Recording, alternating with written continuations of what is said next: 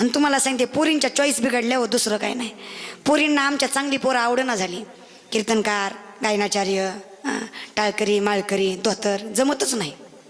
तिला असा टाईट जीन्सवाला लागतो. त्याची हवा सुद्धा आत बाहेर जात नाही असला टाईट जीन्सवाला लागतो. बिनधास्त.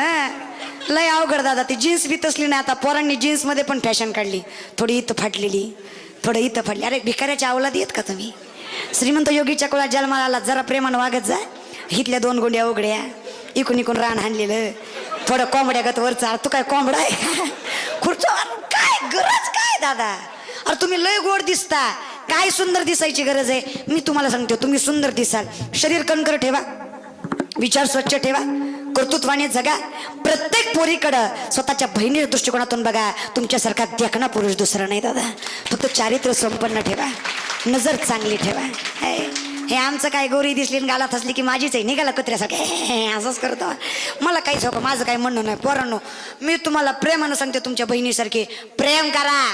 मी सांगते, तुम्ही नाही तर काय दात पडक्या डंगऱ्यांनी प्रेम करायचं का? तुम्हीच करायचं राव. बिनधास्त करायला का प्रेम? बिनधास्त करायचं. पण प्रेम नव्हत्या सासू ना तुमच्यातल्या कसे आहेत? बरे आहेत का? तोंडावंत बरे वाटत त्या? नाही, मला नतवाल्या माणसं लय आवडत्या बरं.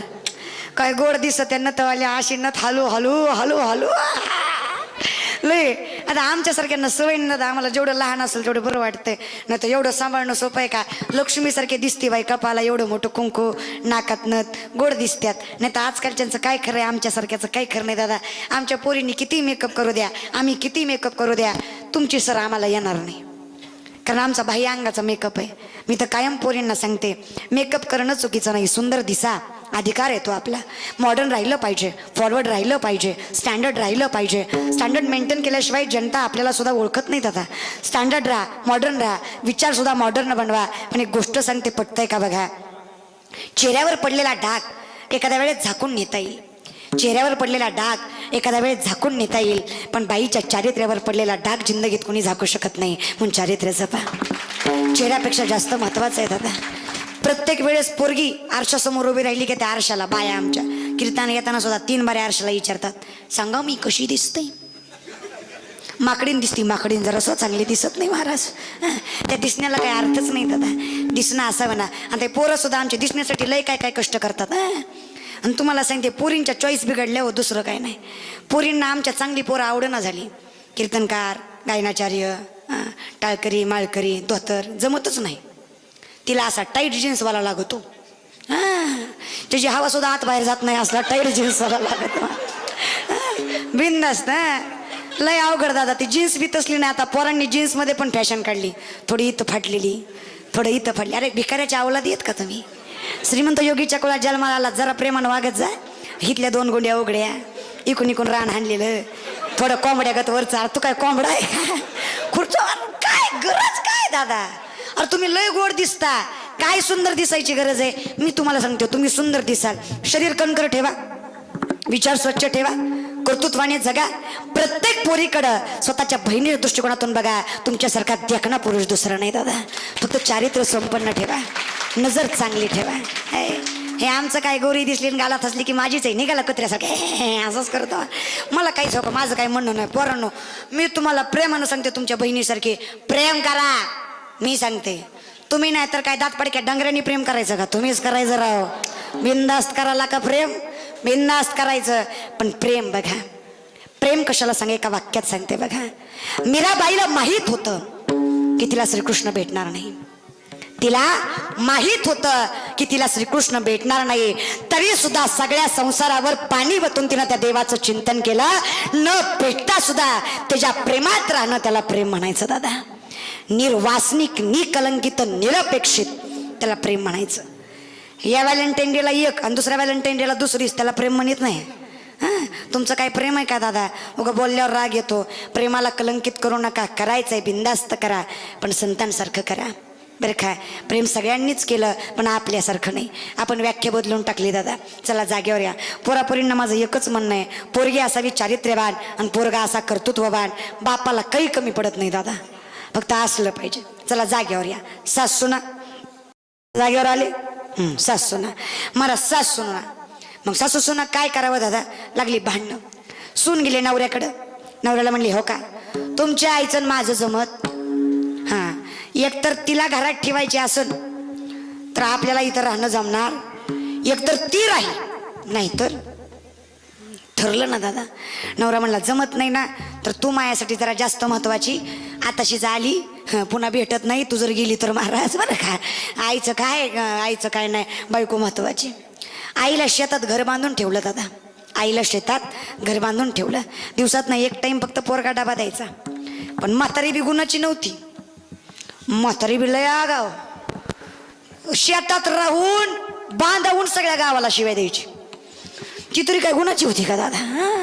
म्हाताऱ्या, मला म्हाताऱ्यांचं एकच पटत नाही, त्यांना एकाच गोष्टीचा लय जाळ उठवतो पोटात, ती म्हणजे एकच. माझ्या जमान्यात नव्हतं बाया असं. अगं खा की डंगर गुणानं. बरं का, तिच्या नशिबानं तिला सुख आलंय, तुला काय परवडत नाही का? तिला वाटतं माझ्या जमान्यात मिरची कांडायची म्हणली तर पाटांवर वाटा, हे दुखायचं माझं. आणि हिच्या बापानं रुखवतावरच दिलाय, घुर की घुर मिनिटात मिरची कांडून निघती. पोटात गोळाच येतो महाराज म्हातारीच्या. नाही सुना, लक्ष देऊ नाही काय, जे तुम्ही यांचे हाल करणार ना ती वेळ तुमच्यावर कधी ना कधी तरी येणार आहे. म्हणून जरा सुखानं खा, आणि म्हातारे हो तुम्ही बेगुणानं खा जरा. म्हातारी लय आगा हो, कधी एखादं वावरात एक स्वजनवर येऊ द्यायची नाही. एके दिवशी काय झालं, सुनबाई अशीच बसले म्हणले का हो, काय म्हातारीला सांभाळून तरी फायदा आहे हो का, आपल्या अन्नाचा वाया चाललाय म्हणली, काय जगून तर तिचा फायदा आहे, टाका म्हणली मारून. नवरा म्हणलं बरं आहे टाकू. म्हणला कधी मारायची, उशीर कशाला म्हणली, आज रात्री 12 वाजताच मारायची. चिखलबीडच्या बाया कोण मारायची, अय चिखलबीडच्या बाया कोण मारायची, सासू मारायची. कधी मारायची, आज रात्री 12 वाजताच मारायची. सप्त्याचे कार्य करते, आज रात्री गावात 12 वाजता काय घडलं माझ्यावर ढकलायचं नाही, तुमचं तुम्ही निस्तारायचं. ठरलं की दादा मारायची 12 वाजता. मग ह्यानं काय करावं दादा, मला कशी मारायची, काय नाही म्हणली, झोपडीला आग लावून द्या, कुणाला कळतंय लागली का लावली, हे की नाही. रॉकेलचा डबा काढायची पेटी घेऊन रातच्या 12 वाजता ही दोघं झोपडीला आग लावाय. पण म्हातारी लय नशीबवान, रातच्या 12 वाजता ज्वारीत बैल आले म्हणून हाकाय गेली ती. आणि यांनी म्हातारी आता समजून झोपडीसदार गच बांधलं, वरनं राखेल टाकलं पिटवून दिलं. म्हातारी लांबनच बघती, एवढा उजेड कशाचा झाला, बघती तर आपल्याच झोपडीचा. मी सगळा कारभार सुनबाईचाच असणार. 70ची म्हातारी आंब्याच्या झाडावर जाऊन बसली. रात्री 3 वाजता 3 चोर चोऱ्या करून आले, खाली बसले आंब्या झाडाखाली. त्यातला एक चोर म्हणाला पहिला वाटा कोण उचलतंय, वरनं म्हातारी म्हणाली मी. केस बिस सोडली होती तिनं, हे भूत म्हणून पळून गेले. म्हातारी हळूहळू खाली आली, पैशाचं गटुडं बांधलं, घरी गेली. डोरबेल वाजवली, टिंग टॉंग माहिती आहे ना, शहरात असते. आणि पोरांना किती बी सुंदर आणि किती बी दिखणी असू द्या, आपल्याला अक्कल नाही तर शहरातली बायको करायची नाही. आणि खेडेगावातल्यानं खेडेगावातलीच, आणि शहरातल्यानं एका महाराष्ट्र शहरातल्या पोरानं खेडेगावची बायको केली. घरी गेला, ऑफिसमध्ये गेल्यावर त्याच्या मित्राला कळलं मित्राचं लगीन झालंय, पार्टी पाहिजे. 2-4 मित्र घेऊन घरी आला. 15 मिनिटं डोरबेल वाजवली, पण हिनं दरवाजा काय उघडला नाही. सासू म्हणली बाई ती वाजल्यावर उघडायचं असतंय. ती म्हणली माझ्या बापाच्या घरी कड्याच होत्या, हे कधी वाजलंच नाही बरं का. नाही म्हणली आता उघड. दरवाजा उघडला. महाराज नवरा एक पाय घरात आणि एक पाय दारात, आणि बायकोला ऑर्डर दिले. बायकोला म्हणला वी वॉन्ट 2 कप टी. काय म्हटला, वी वॉन्ट 2 कप टी. तिनं 15 मिनिटं विचार केला, आणि 15 मिनिटांनी विचार करून डोक्याचा पदर कमराला खावला. नवऱ्यापाशी आली, नवऱ्याला म्हणली तुझा बाप कपटी, तुझी माय कपटी, तुझं अख्खं खानदान कपटी, लग्न होऊन 15 दिवस झालं नाही, मी आल्या मला कपटी म्हणतो. अशी भांडणं दादा. सिद्धांत लक्षात घ्या, तिला कपटी म्हणायचं होतं का ह्याला, तिला असं म्हणायचं होतं त्याला वी वॉन्ट, आम्हाला 2 कप चहा आण. हिला वाटलं मला कपटीच कसा मानला. लय अवघड दादा. म्हणून आहे ना आपापल्या पात्रतेचे नवरा बायको करायचे बरं का. चला जाग्यावर या. मग हे नाही ना सणून सासूनं 15 मिनिटं डोरबेल वाजवली, दरवाजा उघडला. पाट 5 वाजता सासू दिसली. म्हणली रात्रीच 12ला मारली, पाट तर उगवली. सासूच आहे का, तिचा घाम फुटला ना दादा. सासू म्हणली काळजी करू नको, मीच आहे. तुम्ही कस काय, गाववाले तर म्हणले तुमच्या झोपडीला आग लागली, आणि तुम्ही माघारी कस काय. सासू लय आगाव. म्हणली आत तरी येऊ दे मग सांगते. आत गेली, असं गुटुडं खोललं.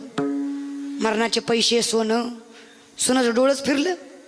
म्हणली सासूबाई कुठून? म्हणजे थांब सांगते. आहा हा, लगी लिंबू शरबत आणला, लगी पोहे आणले. हा दणकाच सासूचा लाडच लाड. सासू म्हणली आली आली आली घोळक्यात आली बरं का. सासू म्हणली बर आता ऐक म्हणली. सुन म्हणली कसं काय सांगू म्हणली तुला. रात्री 12 वाजता माझ्या झोपडीला आग लागली. मी धुराधुरानं वैकुंठात गेली. इतकी कडू म्हातारी वैकुंठात जाईन का? त्याला लय भाग्य लागतं दादा.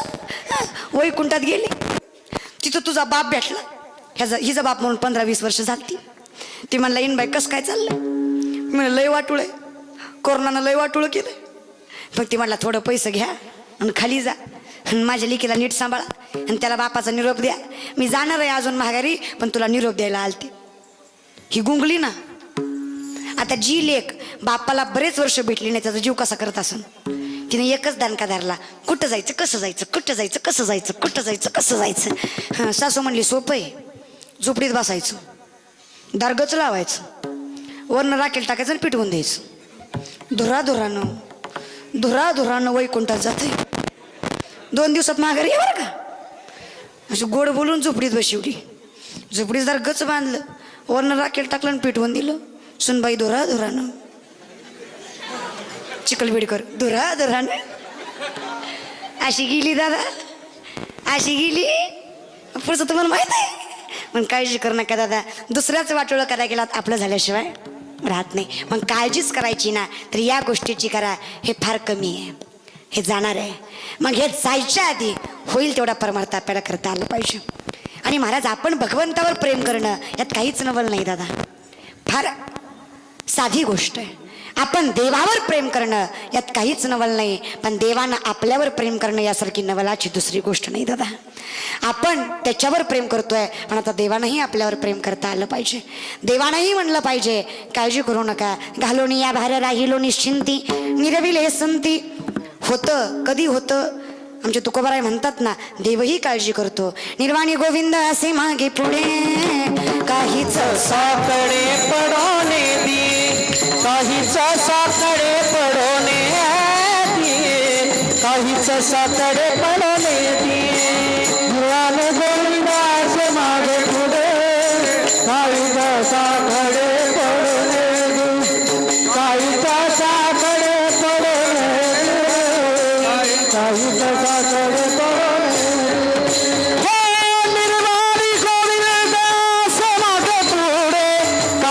साकडे पडोने दी, काहीच साकडे पडोने दी, काहीच साकडे पडोने दी. निर्वाणी गोविंद मागे पुढे काहीच साकडे पडोने दी, काहीच साकडे पडोने दी. सर्व काही देव राखतो, फक्त कधी विषय येतो त्यांचा. हा जेव्हा मुखात त्याचं नाम असेल. देवाचं नाव मुखात घेतलं ना काही कमी पडत नाही. अरे सगळं काही तरतं. तुम्हाला माहित आहे राम नामाची दगडं तरली, बरोबर आहे का? बरोबर आहे राम महाराज, बरोबर आहे का? मला माहित नाही, तुम्हाला विचारते महाराज बरं का. राम नामाची दगडं तरली, खरं आहे का? ही बातमी रावणाला कळाली. मग आता रावणाचे भक्त म्हणाले जर राम नामाचा दगड तरतय तर रावण नावाचं सुद्धा तरायाच पाहिजे. इज्जतीचा प्रश्न आहे. सोन्यांचं कमंडलू घेतलं, पाणी घेतलं, दगडावर नाव टाकलं रावण, दगड टाकला पाण्यात. माता माऊल्या, रावण नावाचा दगड तरला असेल का बुडला असेल? बुडला असेल. बघा चिखलबीडकर, रावण नावाचा दगड बुडला. दादा रावण नावाचा दगड तरला. तुम्ही म्हणसाल एक तर तू महाराज नाही, नाही तर आम्ही माणसं नाही.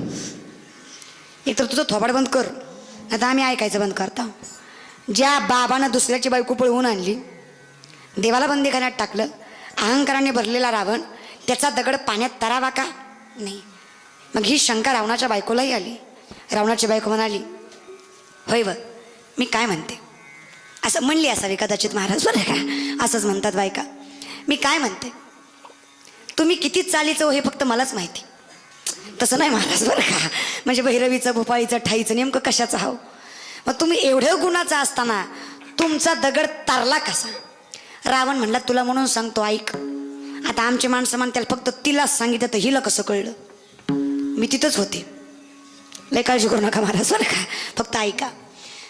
रावण सांगतोय, बायको ऐकती, ऐक, दगडावर रावण नव्हतंय खरंय, दगड पाण्यात तरला हेही खरंय, पण दगड तरला त्याचं कारण आहे. मी त्या दगडाला म्हटलो, हे बघ, तू जर नाही तरला तर तुला त्या रामाची शपथ म्हणून दगड तरला. दादा विचार करा, आता थोडासा विचार करा, जर रामाच्या शपथेनं रावण नावाचा दगड तरत असेल तर रामाच्या नामानं तुमच्या आमच्यासारखा नाशिवंत देह आणि संसार तरणार नाही का? सगळं काही तरेन, निर्वाणी गोविंद. पण कधी विषय येतो त्यांचा